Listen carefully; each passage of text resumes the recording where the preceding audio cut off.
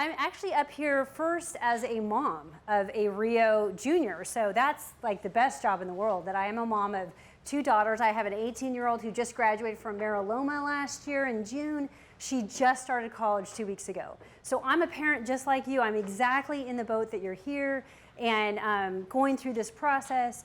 But the unique thing about why I wanted to give my time both here at Rio and at Merit and any other local high schools is that I'm very passionate about this topic because I worked at a university for 15 years before I became a financial planner. So I saw undergrads, you know, all the way through that freshman to senior year of college, and I would ask them questions about, like, tell me about, you know, what you're studying, and then I would say, tell me about your financial, how are you paying for college and your financial aid, and they kind of would look at me like, I'm not really sure, and I would say, well, how many loans have you borrowed? They didn't even know. They weren't even sure how much they had borrowed. They didn't know the difference between subsidized and unsubsidized. It's a very complicated topic, these finances. So I just thought, you know, if we start this conversation early when the students are in freshman, sophomore year, we start building up to this place where when we have an 18-year-old who's going off to college, they and you are empowered consumers. You understand what the plan is. You face this thing because the train has left the station. We know that we want them to have an experience after they graduate from high school. That might be military, it might be community college, it might be a 4-year institution, locally, it might be far, but whatever it is, it's happening.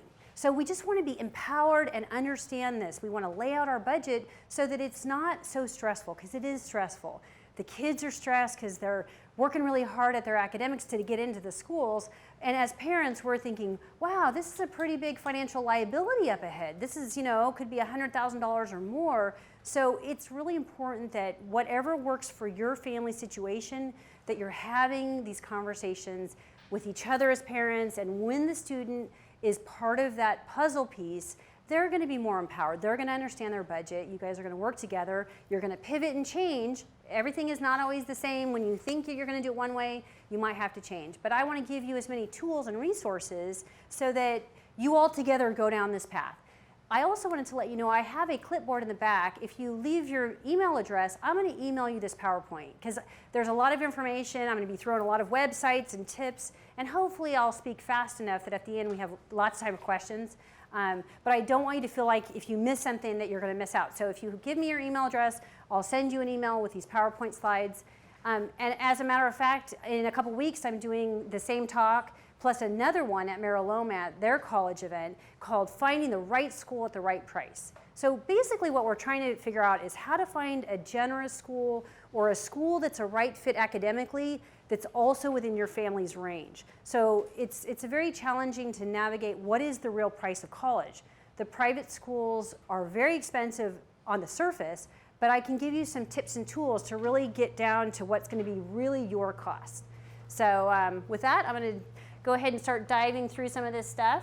And again, I'm going to speak really fast. If you have a burning question that can't wait till the end, raise your hand. Otherwise, I'll try to build in enough time at the end to answer questions. So as I mentioned, I'm a certified financial planner, and I have a master's degree in higher ed for those years when I was in Davis. And I myself am a product of the public schools here in California, so I'm very biased. I love the public school system. I actually am an alumni of Rio, this high school, and so I do love the public schools. However, the whole admissions process to get into the UCs has really changed. It's very, very hard to get into the UCs. They're fantastic schools, but like 100,000 kids apply to them. So you just want options. You want alternatives to make sure your student can get into some schools that are a good fit academically, but also that you can afford. And I think a lot of us in California don't realize how generous the private schools are. So I'm going to try to tell you how to find some good value private schools that are comparable to perhaps your dream school in California. So as I mentioned, keep calm. We're going to get there. It's a lot of information to digest, but it's great that you attended I hope you've visited some of the campuses over in the gym. Real quick, I want to do a quick survey to find out how old your high school student is right now. So freshman, sophomore, junior, senior, which is pretty typical. Usually what happens is freshman and sophomore year, we're just trying to help our kid get the lay of the land and go to school and get them studying. And by junior year, we're starting to say, oh geez, college is happening. I got to get all this information really fast. And then, in the summer of that junior year, they're applying. So I really want you guys to figure out your budget and then pick your school. I know that's a crazy idea. We've worked really hard since they were, in kindergarten. Work hard, get good grades, academic. Go, you can do this. If you get these great grades, you can go to any school you want. Well, some of those schools that you really want your student to go to, so I have two daughters, 18, 16. I want them to get into, any school that they want to go to, and I want to pay for any school they want to. However, maybe that's not a realistic thing for whatever your family can afford. So we want to make sure when you go on these campus tours, if you have the opportunity to go visit campuses, take your student to campuses that are in your family's range. Because the worst thing that happened for us and other families, not just us, is that your student does get into that dream school that is, the elite school that gives no merit-based aid. So I'm here to talk about everything outside of financial aid, beyond financial aid. We have a great workshop happening right now for FAFSA by Joe Gomes, and there's a lot of information on the internet, and the college is all about FAFSA and financial aid.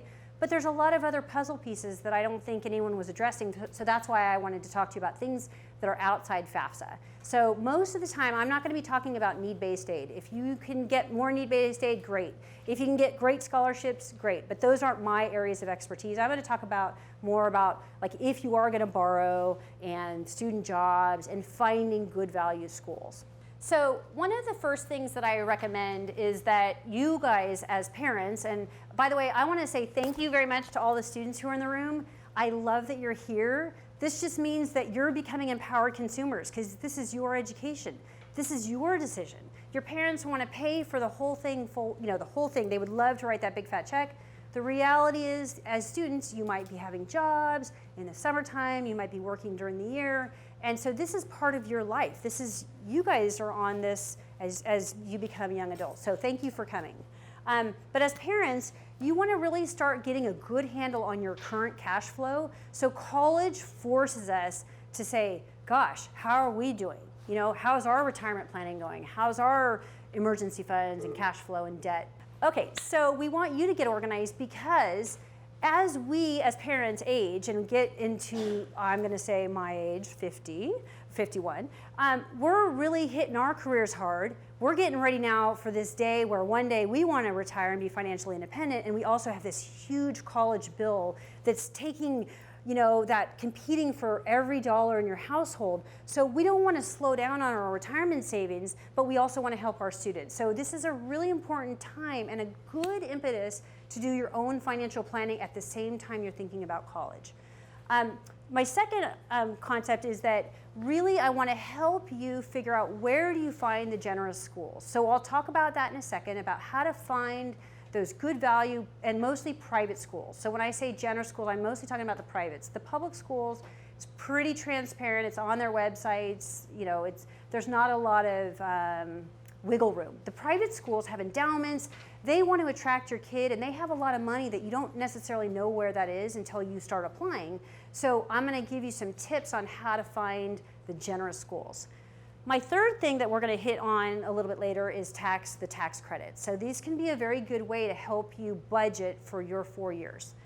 And then the fourth thing is ultimately why I really was passionate about this topic is how the student loan industry and the student loans in general, we all see this in the news all the time, and maybe some of you in this room have your own student loans from grad school, undergrad, and it's really gotten out of control. So I want to help all of you just be mindful about what kind of loans your family's taking on so that your student doesn't take on more than they can afford and you don't as parents.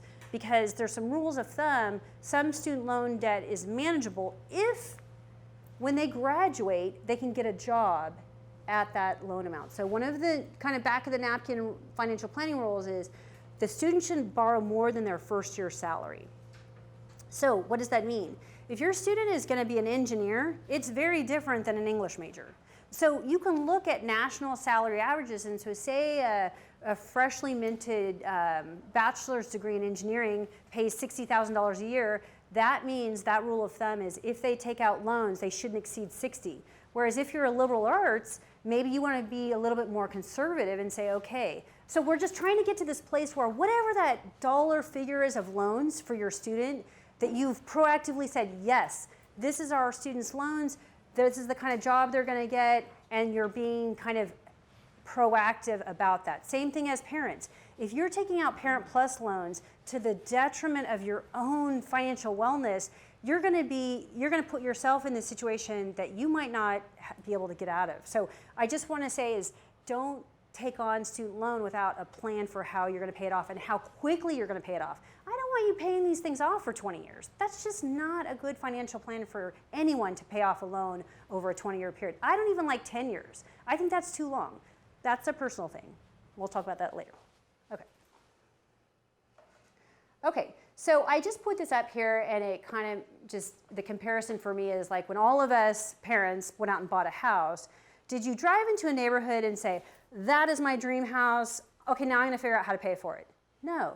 You probably did some number crunching to say, okay, we kind of think we can afford a mortgage of X amount. We're going to find a house between $250,000 and $350,000 or whatever the house is. You figure out your budget in a range, and then you go pick the house. Same thing with college. I want you guys to have the whole 4 years mapped out. I almost said 5. No, 4 years. 4 years mapped out, and then you pick schools in that range. And that's just a very different approach because as a parent myself, I wanted my student to get to go to any college they got into. But when I asked my daughter, I'm like, okay, well, you got into your dream school, and it's $65,000 a year and no merit aid times 4. She could do the math on 4 times 65 and say, whoa, that's got to be a pretty friggin' good job afterwards to pay off $250,000 investment. So just be proactive about it. Okay, this one, I've got to refer to my notes here. Okay, so I have 7 very quick tips on how to think like an economist or think like a CFP.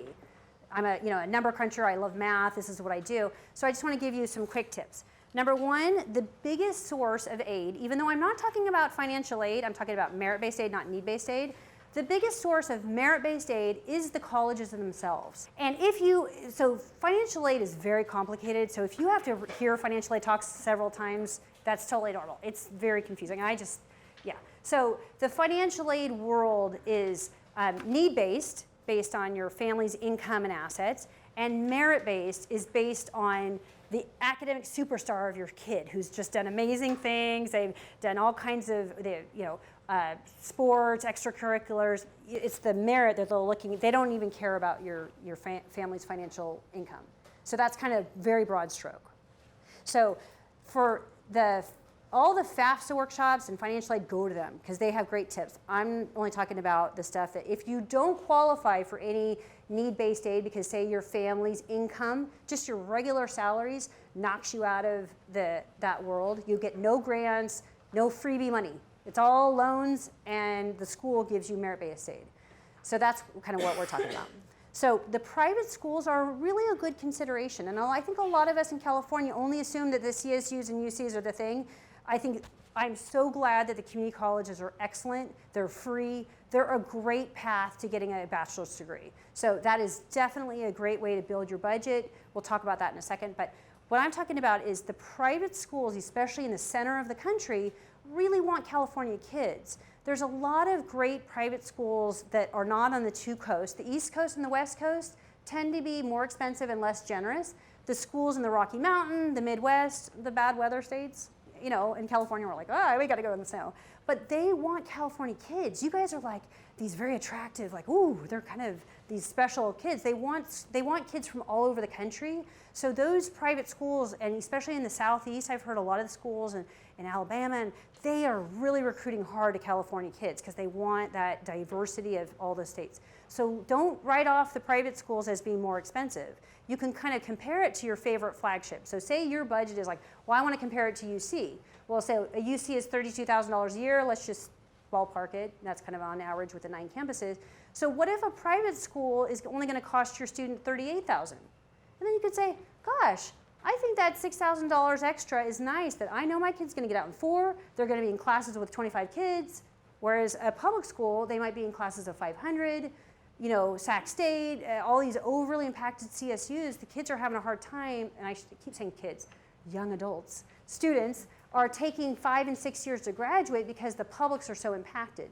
So that's why I say just think about the privates, especially if your student has some really unique things in their background. Those admissions officers at the privates, they read those personal statements. They read everything about your student, and they want your student. So how much do those privates cost? The sticker price is crazy. Nobody pays full price at those private schools. I didn't know that until 4 years ago. Okay, so it's source of aid is the colleges themselves. Don't stay too close to home. The rankings, I know we're all in love with the US News Report, rankings of the best schools, but just realize those very top elite selective schools tend to be less generous because they don't have to. They're the Harvards and the Stanfords.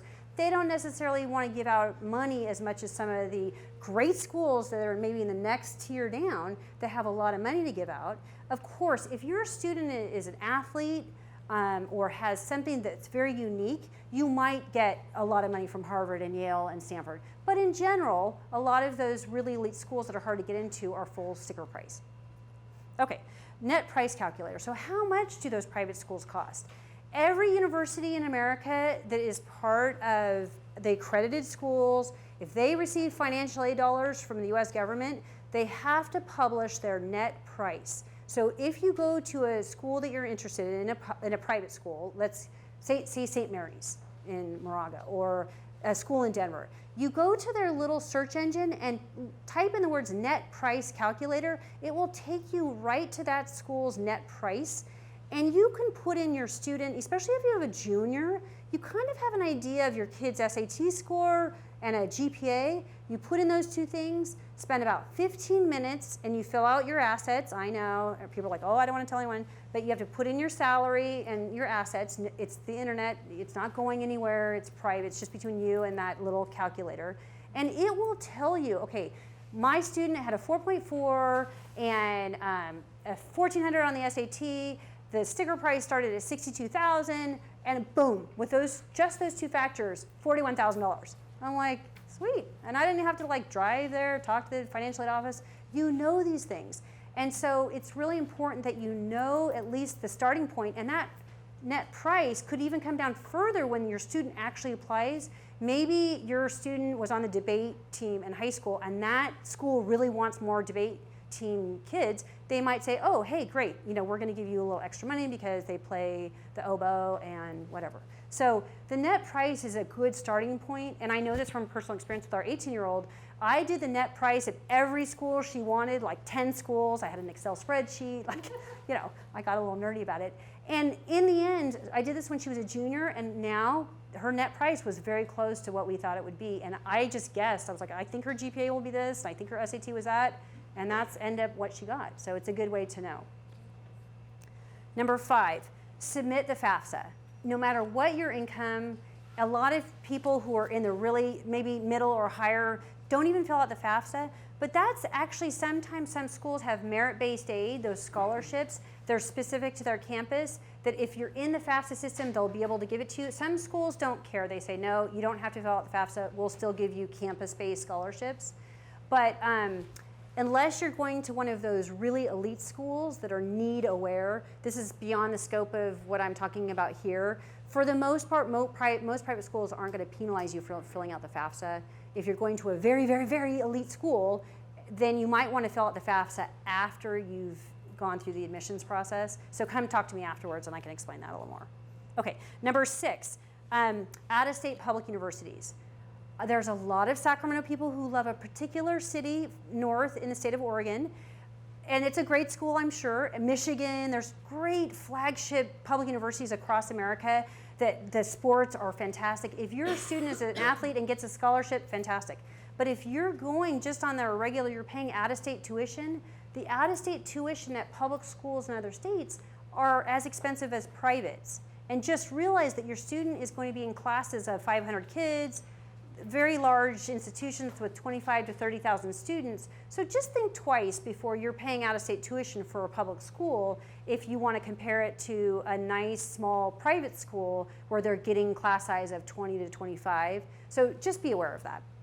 And then my 7th point, which is a really important one, if your student applies for a private school, I don't want to say haggle, but you can gently negotiate for wiggle room. So a lot of the schools have what's called decision day on May 1st. When they're a senior year, they apply in the fall. Then the schools pass out all their offer letters to all the kids. And then the student themselves has to say yes or no by a certain deadline. That deadline is called the National Decision Day. And I'm talking about just privates, not publics. The public schools have their own calendars. They don't do this little system. But what I heard was a great tip. A week before decision day, call up the financial aid office and say, hey, my student loves your school. They're choosing between 3 different campuses. Is there anything you can do? Do you have any wiggle room for more aid? Is there anything left on the table? And they sometimes have these special endowments that you don't know about that you didn't get in your offer letter. I'm telling you from personal experience, this happened with us. We were visiting 2 schools in Oregon, Willamette and Lewis and Clark. She loved them both. We sat down with Willamette. I just said, hey, my daughter loves the school, but she really is thinking about Portland. And the Willamette financial aid office said, oh yeah, we have this other endowment. Here's $4,000 more per year. She got $16,000 just because I popped by. I just popped my head in and I was like, hey. So it does work. The other thing is some of the schools have a May 1st decision and they don't get their numbers. So they get fewer than they really wanted. So in the month of May and June, they're still trying to get more students in. So you can always call maybe a school, like say you get into a good school and you really want this other school, you can call them up and say, hey, did you get your numbers? My student really wants to go there. They might get admitted and they might even have a little money to sweeten the pot. Okay, so let's talk about other ways to trim the cost. One of the very best things that a lot of people don't know about is the American Opportunity Tax Credit. Has anyone heard of that? American Opportunity Tax Credit? Okay, 2 things that if you leave here today, I'm going to save you money. Net price calculator and the American Opportunity Tax Credit. So if your family's annual income doesn't go over a certain threshold, you get $2,500 deduction. It's an above the line tax credit. Put that in your budget. That's $2,500 in your pocket to help pay for school. And that's $10,000 for 4 years. So I really think you should factor this into your budget because it's a very good way to help you pay for school. What's it called again? AOTC, American Opportunity Tax Credit. And I have here, I'll fast forward to it right now. Okay, so just real quick. So it phases out. You lose that opportunity when your family's combined annual. So married filing joint is 160 to 180, single 80 to 90,000. So if you go over that, then you don't qualify for that. It phases out between those 2, but it's definitely worth considering if that's for your family situation. Okay, so then the other thing I wanted to do is, does anyone have a 529 plan? It's been a nice way. You've probably put in as much in that baby as you can, and in a perfect world, you'd have enough 529s built up, and if you do, fantastic. In fact, if you have enough 529 money to pay for college, be really careful with that AOTC, because if you qualify for the AOTC, you cannot use the same dollars from your 529 plan as for that. So you want to write a check to the school out of your regular checking account or whatever your bills. That $4,000 needs to come out of your own, and then the rest can be the 529 plan. If that's your situation, come ask me afterwards because it's a little complicated. But just be mindful that if you've done a great job saving, fantastic, you can't double dip. The third thing is make sure you understand the school's actual cost. And so what I do is, again, I'm a financial planner. I like Excel spreadsheets. I look at the actual estimated cost for, say, UC Davis. Good example since I worked there. And they'll say, okay, the financial aid office has to say, well, we think that this is how much it's going to cost to go here. So they have one for on campus, and then they have one for the other 3 years of apartment living. But as we all know as parents, one kid may spend very differently than another kid.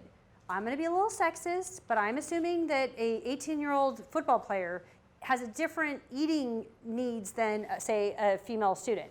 So the budget for food may be very different between 2 different students, but the campus has to have a line item to budget for food. So the dorms is easy because the dorm is a meal plan. But those apartment years, how much you're budgeting for food and eating out is going to vary widely. So the campuses are doing their best to estimate the cost. Same thing with books and supplies. The campus just does this line item for books and supplies that could be wildly different. If your student is a history major, I don't know if any of you guys were history majors, but those are some really thick, expensive books. So just be realistic that when you actually start doing your budget, to have a pretty good sense for all of the specific costs. I'll show you my budget in a second. I worked at the study abroad office, so all of you students, please study abroad. It's the great way to in college. But I wanted to have that in our daughter's budget. So when we're planning those 4 years, I'm actually going to have a line item for how study abroad works into their plan. It doesn't have to be more expensive than their year. Having worked at the UC system, there's fantastic study abroad programs that they don't cost a huge amount more than the regular tuition. So if your student asks you to study abroad, don't just assume it's ridiculously expensive, because it doesn't have to be. That's just a little side plug. Okay, got to stick to my script. Okay, number 4, students' jobs have more benefits than just financial. There's a lot of studies that show students who are engaged at campus and college campuses, they graduate on time, they're engaged, they are better students because they're involved. That means clubs and fraternal organizations and anything that gets them into that campus life.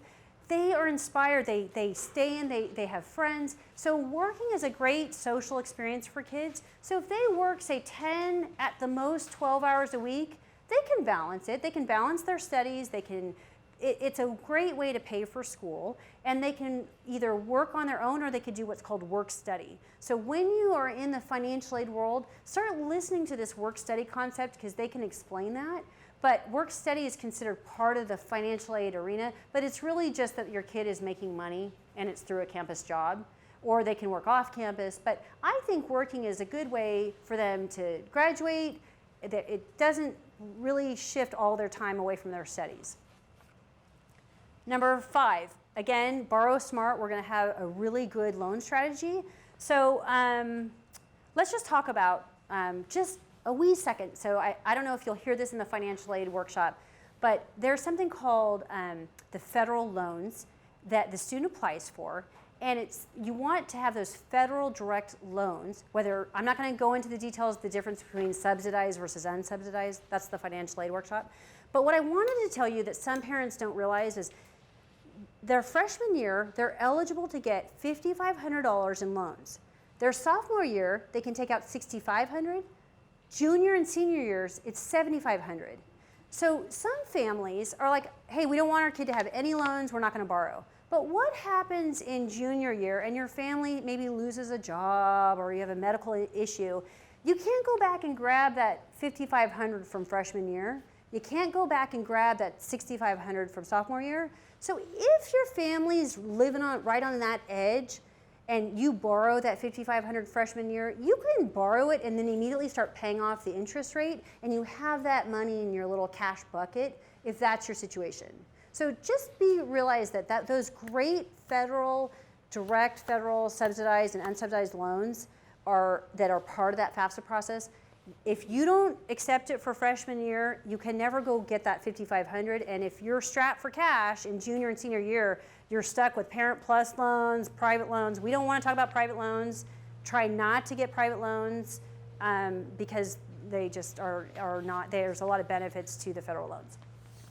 I'm going over into that financial aid world. Okay, last one, number 6 is please don't do crazy shifting of your assets all around. There's some unscrupulous financial aid advisors in our community that do these workshops for college funding where they're trying to shift all your money into these very expensive insurance products to try to get more financial aid. But those are often not very good products for you. They're expensive, they're illiquid. So just, if you have a red flag in your head, listen to it.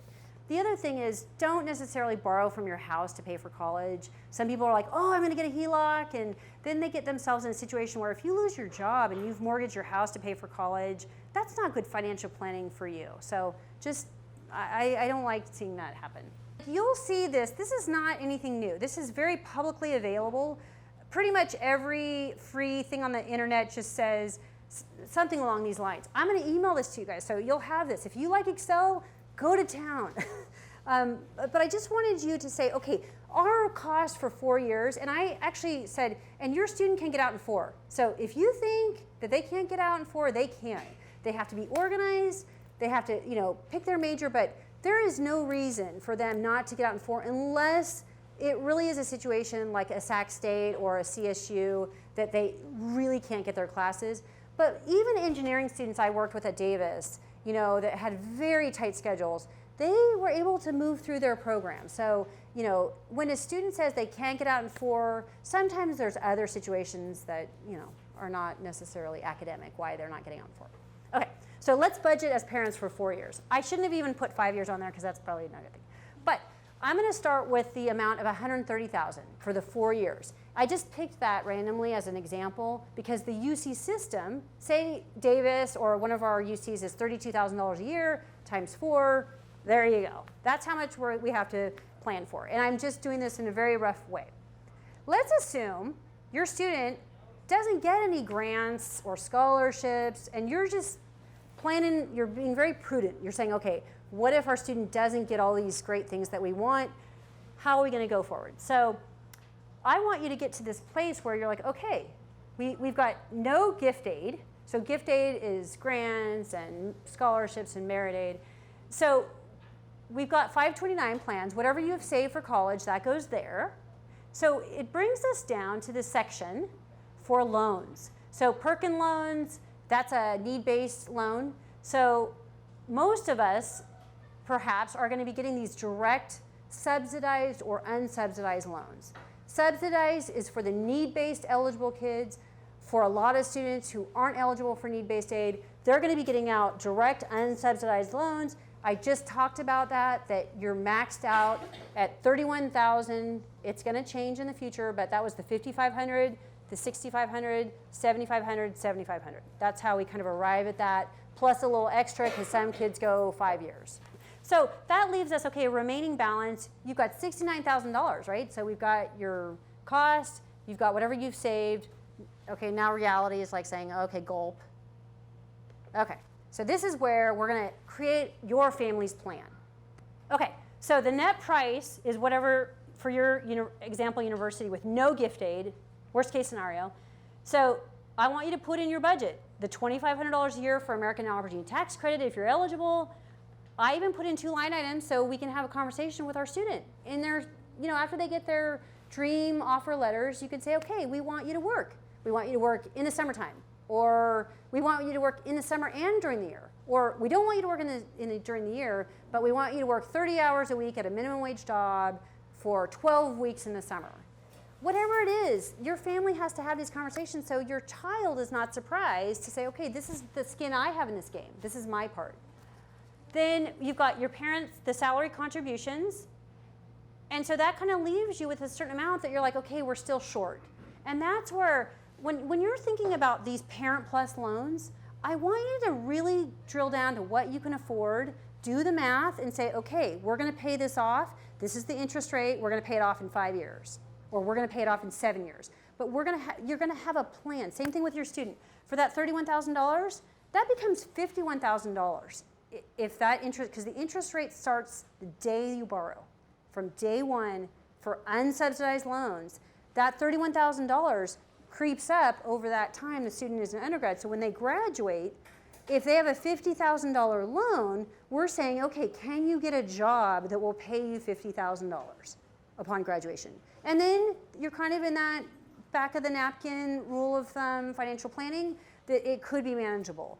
What we don't want is them, having this as a surprise. I don't want them to be like the students I saw who had no idea what their loans were, and they were kind of just drifting through their undergraduate years, not understanding what they had. Okay, so in the end, as I said, financial planner, I really want you to put your oxygen mask on while you help your student.